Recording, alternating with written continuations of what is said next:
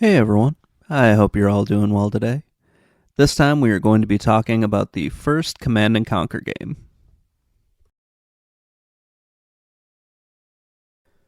So there's a war going on.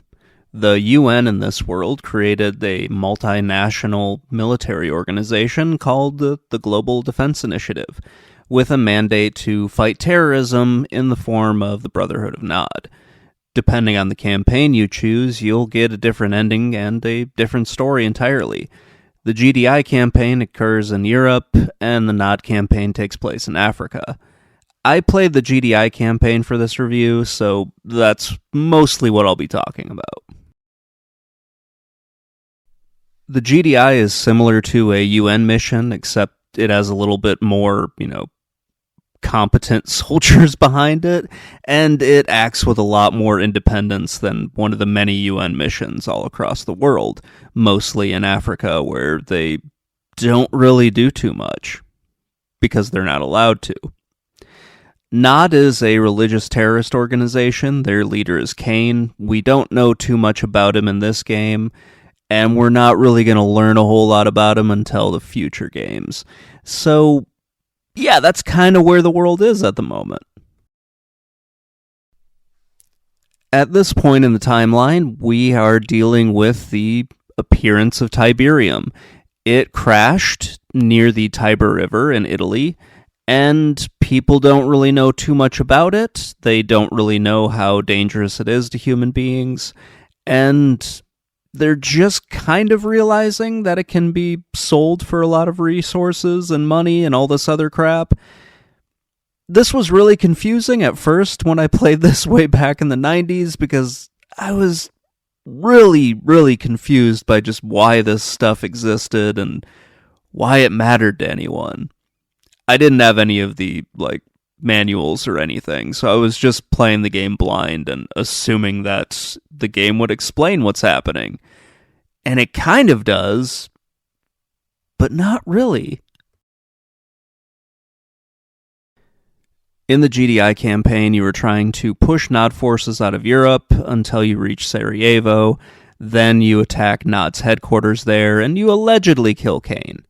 In the Nod campaign, you are a general who is working under Kane's second-in-command, Seth, and you are basically fighting in Africa, because Seth has sort of gone rogue. Kane kills him, then you take over GDI's orbital satellite, and that's pretty much where things end there. It's kind of an ending, but not really. Command & Conquer is a real-time strategy game. This means you're going to be building up a base, recruiting military units, and waging war in real time. There's no turns that are being taken, everything happens all at once. You'll have to gather some resources. In this case, they kept it simple with just Tiberium, which I like a lot more. It very much reminds me of Westwood's previous game, Dune 2, where all you have to do is gather spice, and that gives you all of the money that you're going to need. Things are fairly well balanced in this game. GDI mostly focuses on just having stronger and bigger tanks, and Nod is a little bit more defensive, and they have a lot more infantry units. It's kind of really just up to you on which way you want to play. I feel like the GDI has a little bit more of an advantage just because they can build bigger things that blow up more stuff. And Nod, I don't really like the way that they're set up, but the two sides do balance each other out. There are no naval units in this game, and there's a very limited number of air units, so yeah, that's kind of one of the drawbacks to this, but it's understandable because it is one of the early games, or at least one of the early real-time strategy games. Commanding your military units is a lot easier in this game than it was in Warcraft or Warcraft 2. You can select a lot more of them, and it's easier to give them orders on the fly. You don't need to really worry too much about what's happening. Well, most missions are pretty straightforward. Just destroy the enemy base, or save a particular unit, or destroy a particular thing. You do have one mission where you're commanding a single commando, which I absolutely hated, because if that guy dies and the mission's over, and you just don't have an option to really screw up. I did not like that at all. I just don't like missions like that in one of my strategy games. I would prefer to just stick with the, capture this building, destroy the base, that sort of thing, than run in with one unit and just sort of hope for the best. Overall, I really like the gameplay in this. It's very good. I know most people remember this for the online play, but I don't. Most people I knew didn't have the internet at the time, and the few who did had no interest in playing with me or didn't want to play when I could. Not everyone experienced video games in the same way. I mostly know this game for the single-player mode.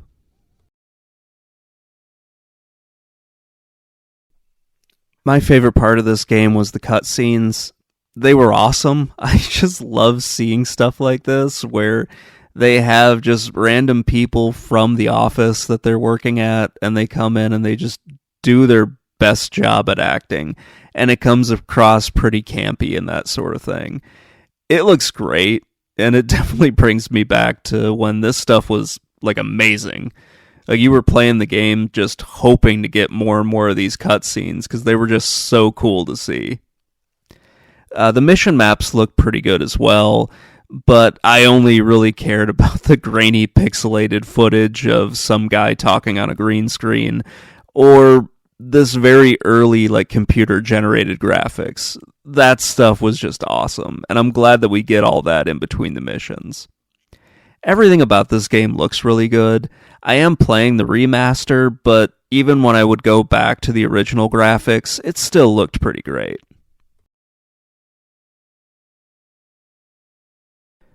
The cutscenes are a mix of CGI and live action, and yeah, I really love them.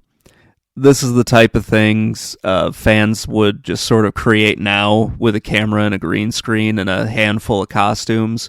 Heck, look at any skip-based YouTube show, and chances are they have very similar production values to this. Many games did similar things for cutscenes. Well, Westwood wasn't the first. I think they did a much better job than many of the other games out there. It did an excellent job of just building up this game's world and telling a really great story. Some of the scenes do get recycled, but back in the 90s, I don't think anybody cared about that. It was just really cool to see stuff like this. It's also really great when you're playing the game and you can see just the damage that you're doing to the different buildings, so as you're getting closer to destroying them, you can visibly see them starting to fall apart. Or you can see your tanks kind of smoking a little bit, or the little infantry guys will try to take cover while they're being hit. That stuff's all really cool as well. I really like the graphics in this game a lot. I think they still hold up today, but I still prefer going to the remastered graphics. Just because, yeah, that's a better option. And most people probably won't want to look at that really kind of grainy and pixelated stuff that we were looking at back in the 90s. I think the endings are a little underwhelming, especially when you're playing the GDI campaign. How can I put this? It's kind of disappointing that it just sort of stops and then you go straight to a cutscene of a reporter giving you this sort of brief rundown of what was going on and talking about how the world's still in chaos and everything. That was a little weird to me. I was expecting something more, or maybe I just remembered there being something more, and when I got to it, I was sort of disappointed in what was there. I do like the ending or at least part of the ending, where you have Kane just trying to keep everything together. You have some of his diehards who are kind of cracking and trying to escape, and then you've got Kane getting covered by some rubble, and that's sort of wrapping everything up, and you don't really get anything after that.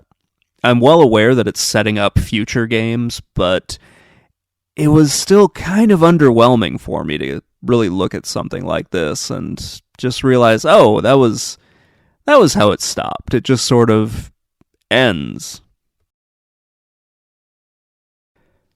I didn't go back and play the Nod campaign, which I probably should have just to get that ending. But seeing how, or at least reading how it ends, I just sort of think that it wouldn't be as much fun, and it would probably be about the same. It just sort of stops, and then you move on with whatever you're doing. I know that the next game sort of expands on it quite a bit, and that I'm looking forward to when I eventually play that game. And then I'm not really looking forward to playing the third game, and I'm definitely not looking forward to playing the fourth game. But at least with the second game, from what I've been told, it does sort of explain the alien plot and the alien connections, which I'm hoping that is in there, because when I played it 20 years ago or so now, Jesus Christ, I'm old, I don't remember any of that. So it was kind of weird going to the third game and all of a sudden there are just aliens there and me being confused about why it was there. So yeah, looking forward to the next games, but this ending, it is a little underwhelming, even if I do understand why they did it that way.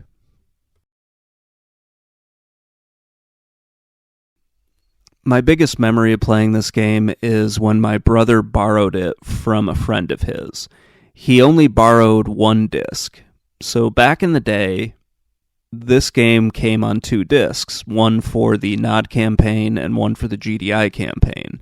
So if you wanted to play, say, the GDI campaign, you had to put in the GDI disc. And the same with the Nod. Well, my brother only borrowed the Nod campaign, and his friend, and I'm going to use that term very loosely, never wanted to give us the GDI campaign. He did this shit with a bunch of different things where we would only get one campaign, and then he wouldn't let us borrow the other one.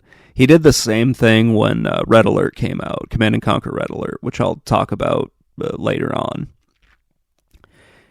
It was really weird to have that because you could play the first mission in the GDI campaign, but it wouldn't let you go any further.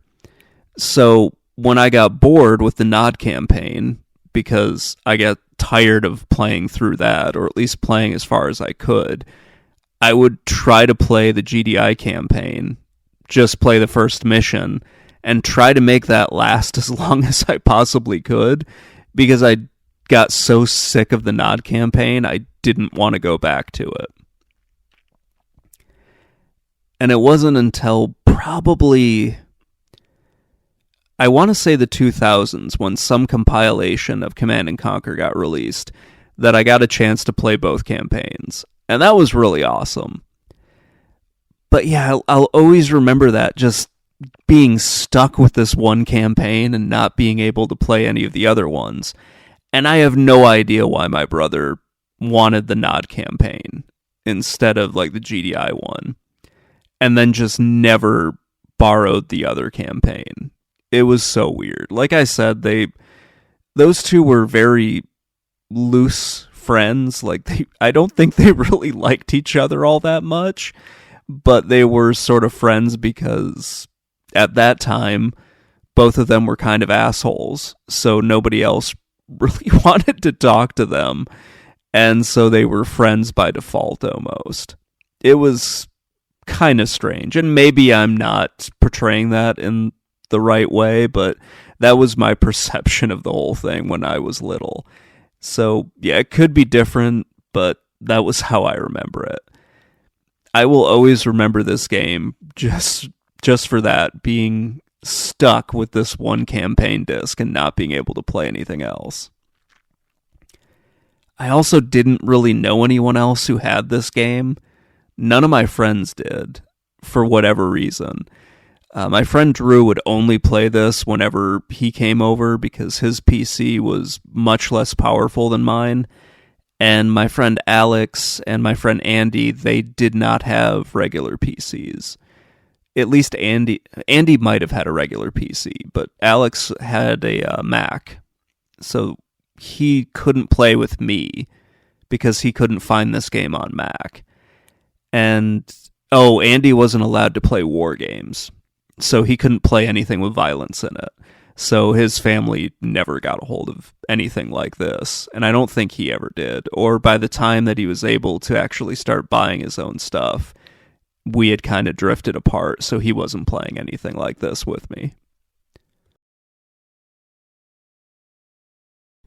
Command & Conquer is a terrific game. It's still a lot of fun to play today, and while it doesn't have a third faction like StarCraft or Dune 2, it's still a really well-balanced game that has an awesome B-movie plot to it that I just adore.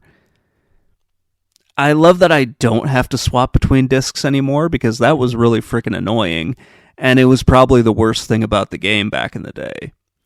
It also has it's one of the more memorable games from the 90s, just because it created this really cool world that they continued to build upon, mostly in the mainline series, and then they sort of did an offshoot with Red Alert that got dropped very quickly. Anyway, that's going to wrap things up. Let me know what you think in the comments below, and I will talk to you all later. Bye.